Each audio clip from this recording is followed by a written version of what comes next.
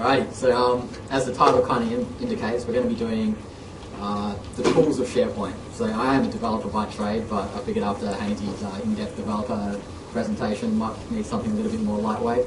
We'll focus on the tools InfoPath, SharePoint Designer, a little bit of Visio, and then how this is all going to integrate into lead form system. The majority of the presentation will be demo, which is why we were running around so hectically trying to get this machine working. I swear I did make my sacrifices to the demo gods, but obviously didn't come through.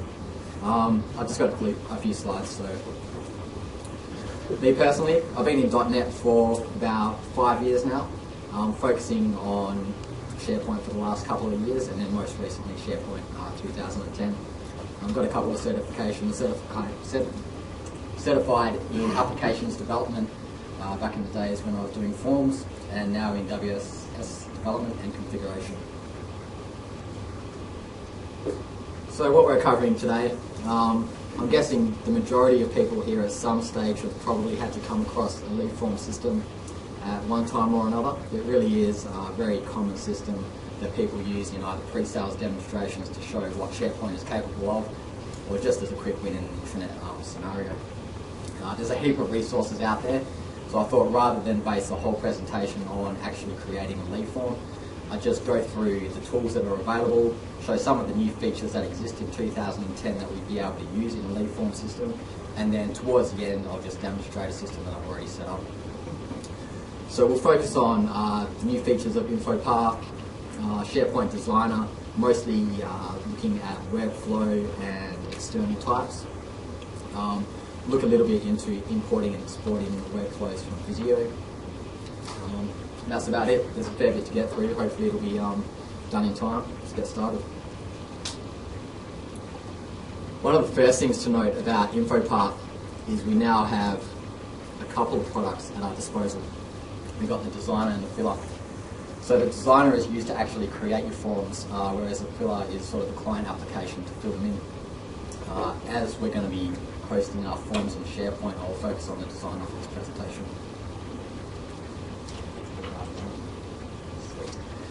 So as you open up InfoPath for the first time, you'll notice a whole bunch of templates that are at your disposal.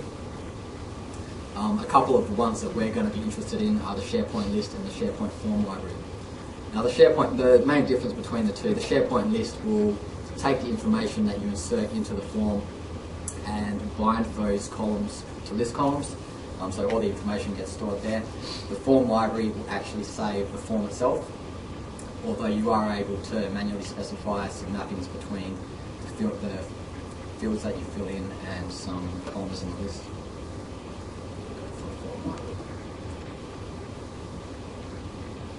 I think another major obvious difference between the old version and the new in InfoPath is the ribbon. They seem to have been able to update a lot of their products, especially in the Office range, to use the ribbon. I think it's a great way to standardise the products. I was new to the ribbon, but personally I'm loving it. So yeah, get rid of this for starters, because the first thing that I'm going to show, which is new in InfoPath 2010, is page sections, styles, and sectional templates that you can use within the product. So we have a bunch of page layouts that we can select from. It's just a nice, quick and easy method of getting your form started and making it look a little bit more professional than potentially a bland option that you may end up with. I'm not particularly graphics oriented, so anything that makes my life easier in terms of look and feel, I'm going to love. So you have in the page design your overall templates, and in the insert tab you've got your sectional templates. Now one of the main differences between in 2007 products between developing InfoPath forms for the client and the web, which are going to be hosted in the browser, was predominantly the feature gap between the two. Now thankfully the 2010 version of InfoPath really narrows that gap, so we can do a lot more in browsers than we were able to before. They've also provided out of the box a number of new fields which are available for us to use. Some of the new controls available.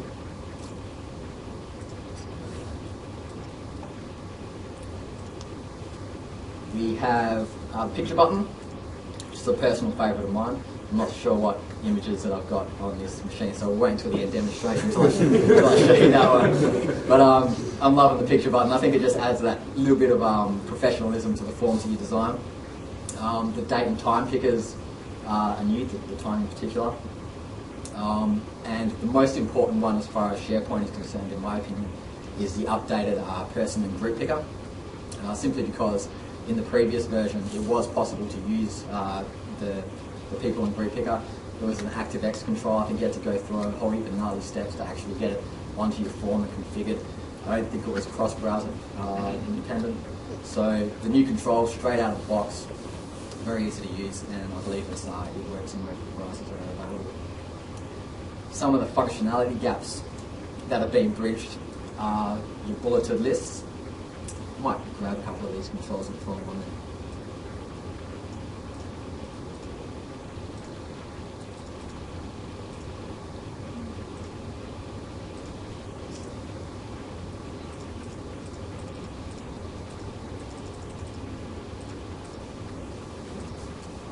Okay, so we got our bulleted and numbered lists, which were not available in browser-based forms previously. Multiple selection list boxes and combo boxes, especially with the filtering capability. And personally, I think that's the most impressive new feature in InfoPath. So I'll run through a little demo about how we can use that. Now, previously in my SharePoint site here, I've set up a little cities list. All that's in here is a bunch of cities in a few different states. So I'm going to use that to be the list, the drop-down list that gets filtered.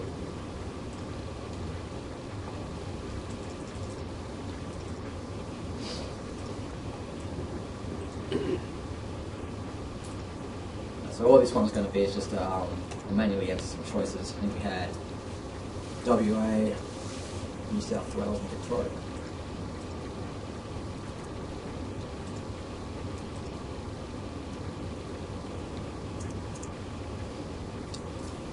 And this drop-down list I'm going to configure to point to SharePoint.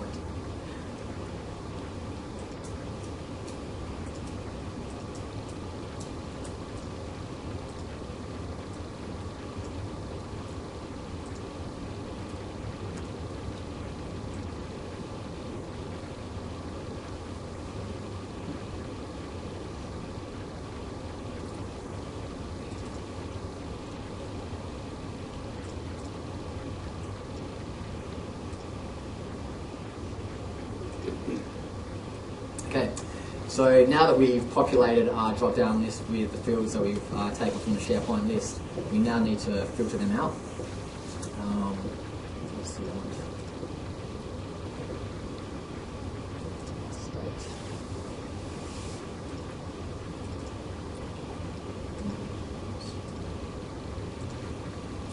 So we want the state field to equal the previous drop-down that we inserted.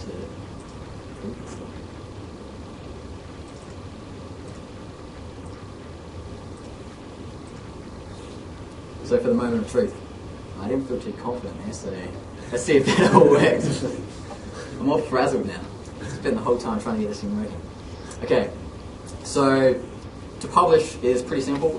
It basically goes through the wizard that was very similar to the one that's in 2007.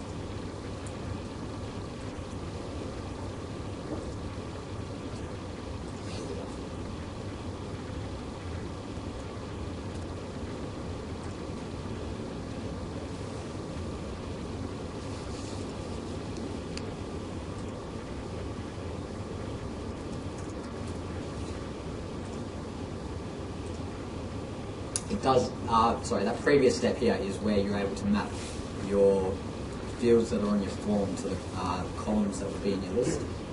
That's an optional choice in the forms library, whereas the list template would do that automatically for you.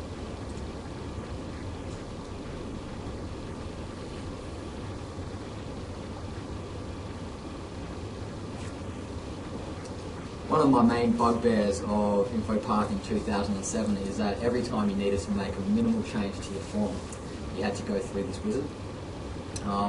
It seemed a little bit pointless at the time. considering the changes were extremely minor, often positional changes. Thankfully,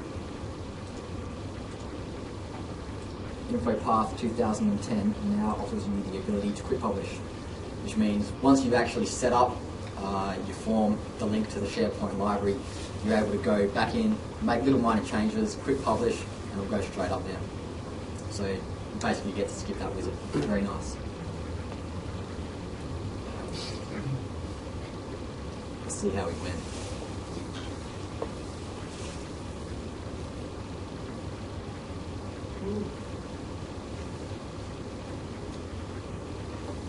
So far, so good.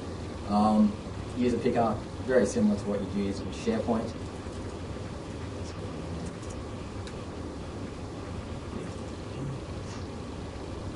Date and time picker, available straight out of the box now in the browser. These little bullets are quite nice. They weren't in the product previously. And for the moment of truth,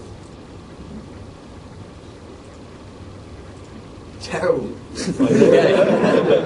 Ignore that.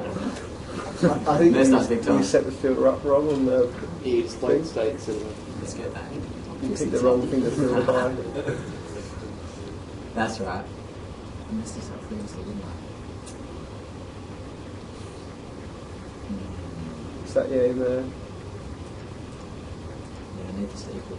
Not No, the button above, and then in there on the filter data. No, the filter's correct. You got That's state, correct. state. The filter's correct. I need to show the title rather than. Make you build again. Yeah. I'm getting this right, sorry.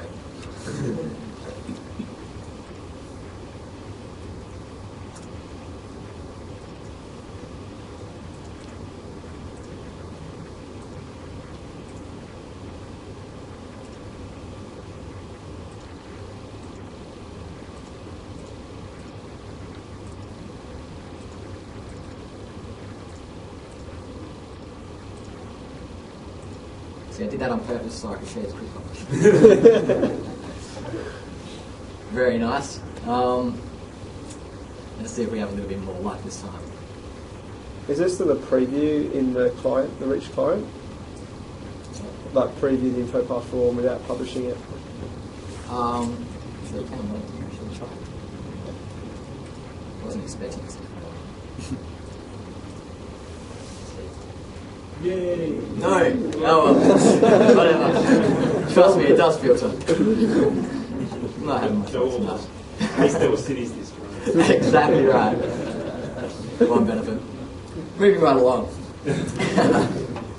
Anyway, obviously, a lot of those pieces of functionality in InfoPath are able to be used in a lead form situation.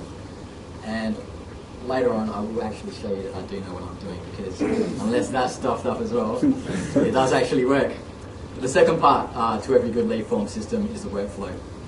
And the tool that I'm going to be using to demonstrate the workflow will be SharePoint Designer. Now, as a developer, I'm well aware that any developer in this room probably cringes when the word SharePoint Designer is mentioned, but the 2010 version of the product is, in my opinion, extremely impressive. I've really enjoyed playing around with it, seeing what it can do. They've really increased the feature set. If we jump into Designer now,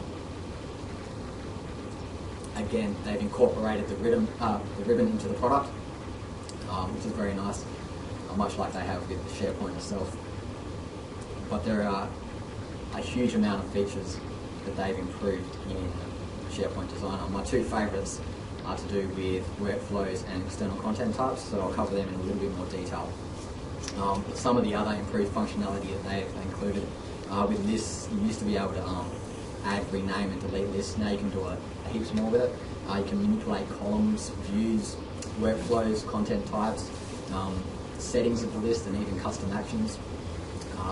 As well as with your site structure, you're able to add pages and master pages, modify the title and description, site settings, and manage content types. Now, whether this is a good thing or not is debatable, simply because you can do all of this stuff through the UI anyway. But personally, I'm pro-choice, so I like it. I like having the option. So in terms of workflow, they have added a few more custom actions to the workflows, but nothing that was really exciting that I really found.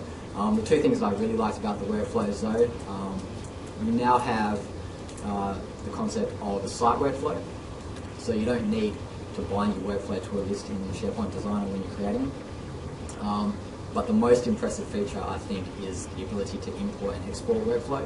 The reusable workflow that you see here is what you would need to use if you're wanting to import your workflow into Visual Studio. And I'm sure that the developers in this room will rejoice to know, because it just gives you a little bit of a nice method.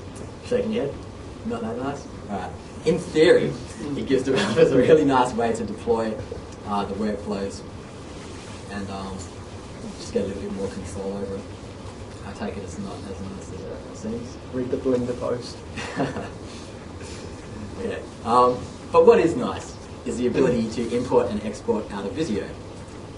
So the demo that I'm going to show, assuming all goes well, is creating a workflow in Visio and exporting that to import into SharePoint Designer. Now, because I've been in here before, the Microsoft SharePoint workflow is a recently used template, but assuming you're opening up this product for the first time, it's not entirely obvious where you find it. It exists under the flowchart templates. So in here we have Microsoft SharePoint workflow. Another little bit of a gotcha that I discovered while I was creating this presentation is that you need the premium version of Visio for this template to be available.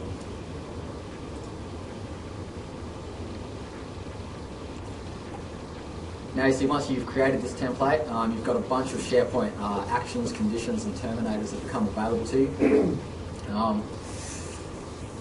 Let's try and make a little workflow here and see if we can import it into SharePoint Designer. Okay, what do we want to do? Start an approval process.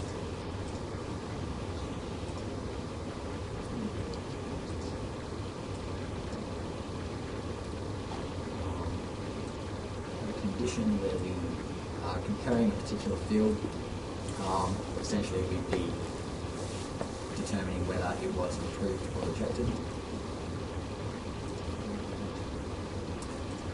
And we'll throw in an email confirmation.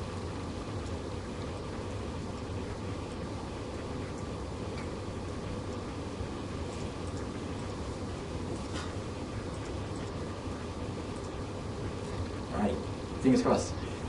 Rather than just save out the template, what we need to do is export it through the process.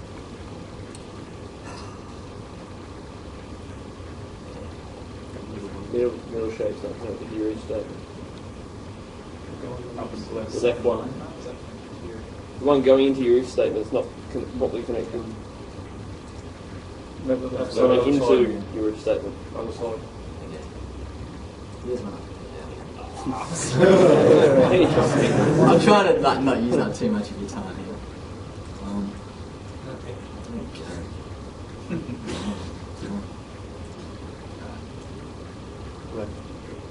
Sorry. Just zoom in on the bottom right. Yep. You reckon that's going to do it? Yep. Perfect. Perfect. Well done. Okay. I think you owe you a beer for that. Here we go.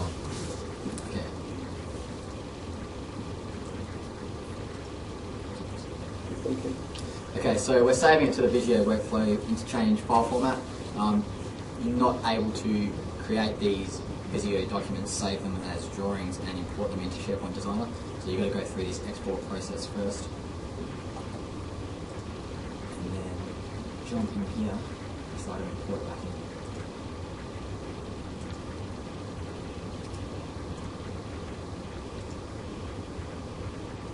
When you're importing it, you have the ability to associate it with a list.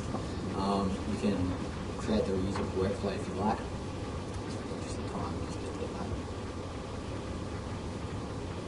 And the view that you're going to get in SharePoint Designer is going to be very familiar to the view that you got in 2007 if you're familiar with creating workflows in SharePoint Designer. So essentially, it's given you the stubs. Visio knew the type of flow that you wanted. It didn't know, it knew the type of task that you wanted to achieve, but it didn't know the people that you're going to send the emails to, the lists that you were going to check, the fields that you're going to compare. So once you get into Designer, you're able to jump into these fields here, and you just set them to whatever it is that you want to compare. It's pretty neat. I think the advantage of being able to import-export, I mean, you could just create these reasonably easy in Designer, but for people who aren't that confident with Designer, maybe more confident creating workflows in Visio, gives them that ability. As long as they know SharePoint to a degree, they should be able to work out which controls they want to use. Also, on the flip side, if you've got a bunch of SharePoint Designer workflows already, you can export them into Visio, just get a nice visual image, add a little bit more detail, a bit of explanation of what the workflow is doing. So I think it's just it's a nicety. My absolute favourite feature though of SharePoint Designer 2010 is the external content types. Now I know for anyone who was here last week, we did get a presentation on external content types, so I'm going to try and make this really quick. I still think it's valuable because the system, the leave system that I'm going to be demonstrating later on does use the concept. So for anyone who wasn't here, assuming the machine works, we shall create one. It's really easy to do. I don't know if anyone had much experience in the BDC in 2007. I personally didn't, but the experience that I did have wasn't nice. The experience that I'm having now with BCS, especially in terms of external content types through SharePoint Designer, is just lovely. It's really, really simple. So we'll create one of these, we'll give it a name. I think I was using Ages of My Family. Generic list, there's a few options that you can do. I think they showed contacts list last time and how that integrated with Outlook, which was extremely nice. I'm not going to get that fancy. We'll just use a generic list. When you're discovering your data sources, you have the option to use .NET type, SQL Server, or WCS service. Web services isn't available straight out, but you should be able to make those calls through .NET type. SQL Server.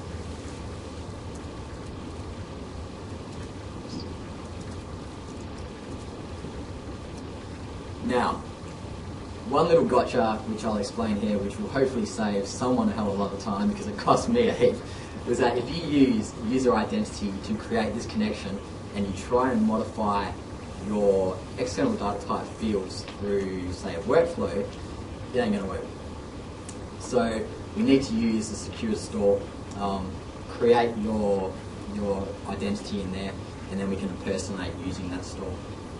That's what I've done for the lead form system, but for now we'll just go with these buttons.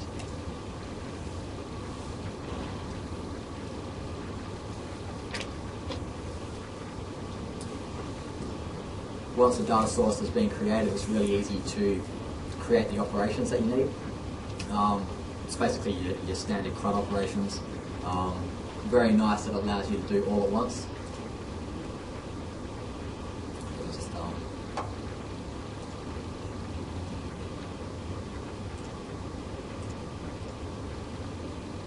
Right, sweet. So it's created all of our CRUD operations. We've got the data source. The last thing that we really need to do is just expose it through SharePoint. And we can do that by creating our list of forms.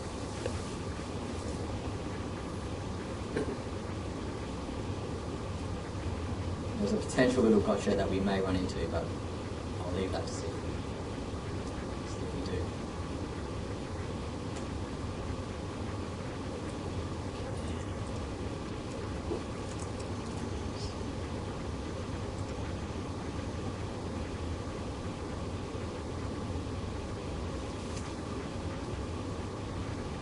While that's doing that, when you published your Visio workflows, did you find you had issues when you published them on your VM?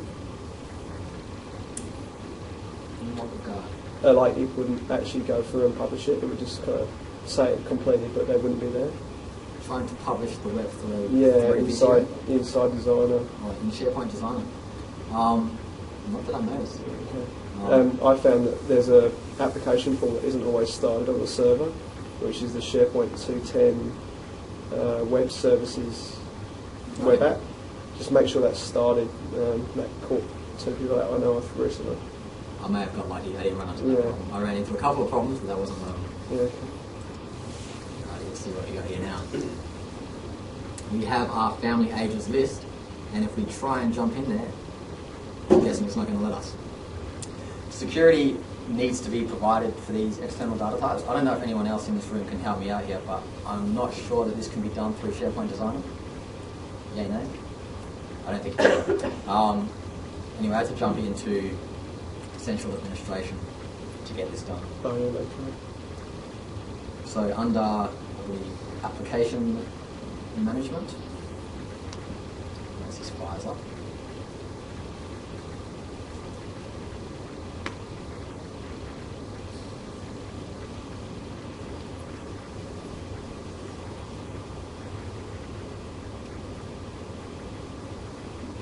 which I think is something that I probably should have done sooner in the presentation, judging by how long it's taken. Yeah, if we jump into Application Management, we need to get into our service applications, choose a BCS. Underneath there, we will see some of the external types we've created, and we can set the permissions in there. I'm going to be lazy and just give alternate permissions, but in the real world, you want to work out what sort of permissions you're actually going to need. Tailor that to your users.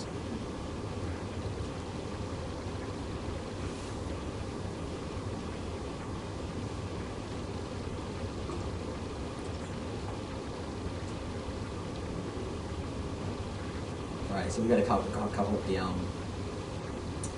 external types that we've created now. Set permissions one here.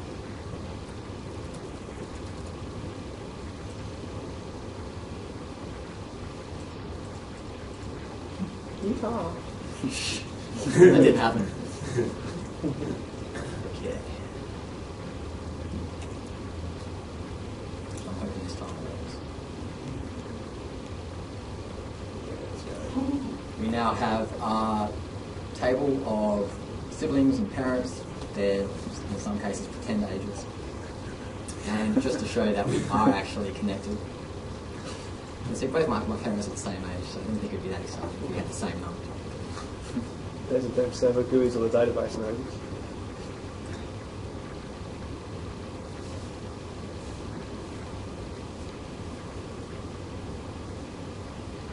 Right, so my mum has had her birthday. She was 47. Jump back in here. And it has updated. Vice versa. We edit the item in here. And she tends to lie about her age. So jump back into the database. And lo and behold, we have it. That's pretty much it in terms of my demonstrations for InfoPath, SharePoint Designer, a little bit of Visio. Didn't work perfectly, but hopefully the next one will, because I have actually done this before. It's going to work. So yeah, we haven't really touched on the leaf form too much. I was focusing more on the concepts that we could use to create such form. In the interest of saving time, I already went through and created one.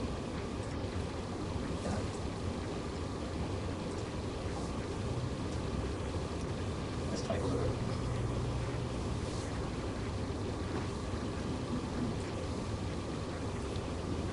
Yeah, one thing I didn't show in the InfoPath presentation was one of the really nice features in SharePoint is the ability to, once you've published your InfoPath form to a list, quite easily post that InfoPath form on a page using the InfoPath form viewer, something like that. Anyway, it's really nice. All you got to do is drop the web part onto your page, point it at the list that you want, and it's going to display your form for you. So I used a couple of the concepts in this lead form as I demonstrated through the session. We have one thing I want to do so this works a little bit nicely, and I will explain why later. It's not use the system account, because if we use the system account to instantiate the list, save the list, it's not going to kick off the workflow. And that was another gotcha that I ran into, which is not very nice of them. Shaking your head? Oh, no, Pretty sure it's true. Yeah. it was not nice. I mentioned it last week that I couldn't get the workflow starting by itself, and everything seemed to be right. That was the reason. I had that all week. Thank you. You're more than welcome. Someone got something out of this. Alrighty. For annual leave. Here we go. Let's see if this works. We've got our client. Our client approved this list. You'll see there, I won't bother jumping into it. There are different people who can approve this leave based on the person that you're working for. It does actually work. Yeah. Okay.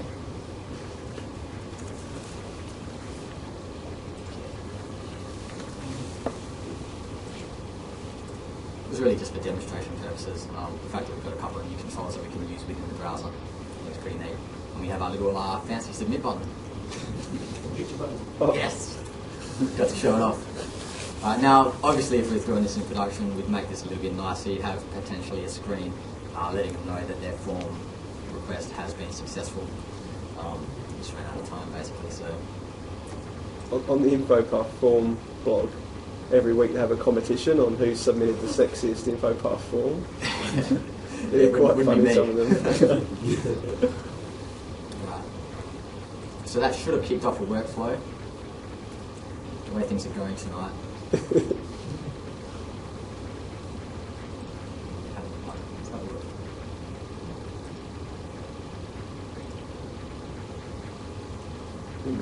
It's up and running. It's a good sign. Did you do it with Visio? Can you show them the... Yeah. One of these will be, yeah, there we go. We can open the task. Before I do this though, before I approve my leave, I want to jump into my days remaining list. The days remaining list is basically the SQL backend, just like I showed with the family ages. Very simple in that we have a bunch of staff members, their leave days owing. The idea being, if this leave is approved via our system, we're going to go in and update that database. The way that we do that is update this list, and that transfers through to the database. Like I said, I had a whole bunch of issues trying to do this in terms of permissions. I think it's written down somewhere. But if you're trying to access the BCS through something like a workflow, it always runs as a service account. You can't use the user's identity to transfer permissions into your external type. You've got two options, which is your secure store service, which is the way that I did it. Another way is to revert to self. That essentially uses the service account, which is on the timer settings, I think. Anyway, it had admin credentials. I didn't go with the revert to self. You have to play around a little bit in PowerShell to get that activated, because by default it's turned off. The secure store service works great, so we went with that.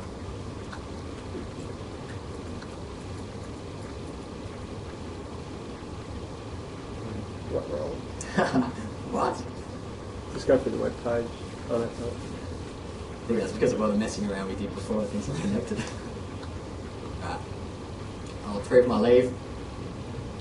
And with any luck, when we go through and check this list again, my 4 days of leave has been taken off. Finish it again. Yeah, got a little bit of time left, I guess. So, do you want to show? Have you got the Visio workflow diagram you can show them in terms of to show that? No, actually in the web page. Yeah, that's pretty nice. So Workflow progress. if you view the leave Okay. forms can you show me something? and go on the thing and click on that and go workflows, and then click on that leave form workflow, And if you tick the box when you didn't, What do I there's think a about there's a box you tick when you deploy the SharePoint Designer workflow that says show the Visio diagram, and on that page it actually has the Visio diagram using the Visio web services, No, I have seen and examples. it shows you what stage it's at on the Yeah. activities. It's very good. Do you have to initiate the workflow in Visio, design it in Visio, and then export it to SharePoint Designer, or does it work if you just create it in SharePoint Designer? No, it has to be a Visio workflow. But we're doing some stuff with the client where we're putting like an image behind it, and like the images are helping or explains the activities as you go through. Shall we? Which was the coolest thing about Visio workflow? Let's see. We got 5 minutes. Let's try and get through it. I'm trying to think. Yeah, 5 minutes. Yeah, look, in the top right there it says show workflow visualization on status page. Yes. Yes. 3 days. Alright, so you reckon that'll do it? Yeah. Let's go for it. You're going to do anything new with, please? Yeah, we'd have to kick off another one. Well, no, because this will be a new instance of the workflow. Yeah. Yeah, what are we running as the old instance? That might have installed the instance and find out.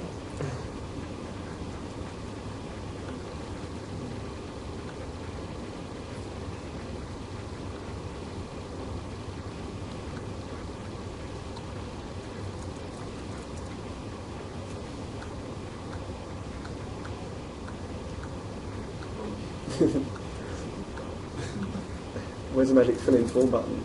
Yeah.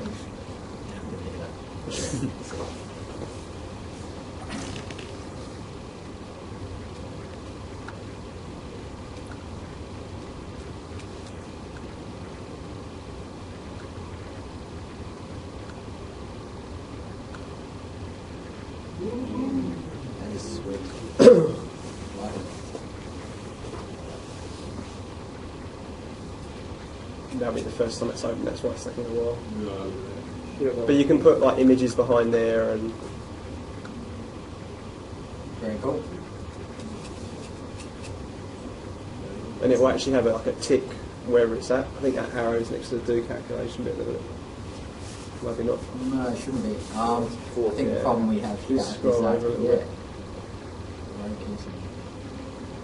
It's a big box. What stage are we Well, we are at this stage. in this? Is that as far as it We're goes? in the approval process. You have to refresh it to get it. Oh, there it is. Yeah, so the arrow is I think technically. yeah, waiting for the approvals stuff. Well, that's it. I believe that's So try approving it and see if it... Yeah, do the approval in Outlook. Stuff on it.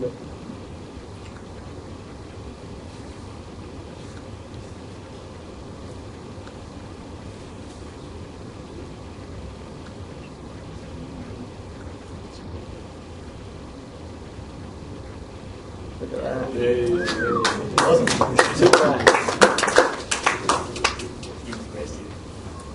yeah. I mean, that's pretty much all I've got to show. I'm glad we had a nice little bit towards the end there after a terrible start. But yeah, any questions? Feel free to fire away. I've got a question. We going to the pub? Yeah, of course you are. So we're heading over to the pub after this. There's still quite a lot of these t-shirts left, so please have a look and grab them.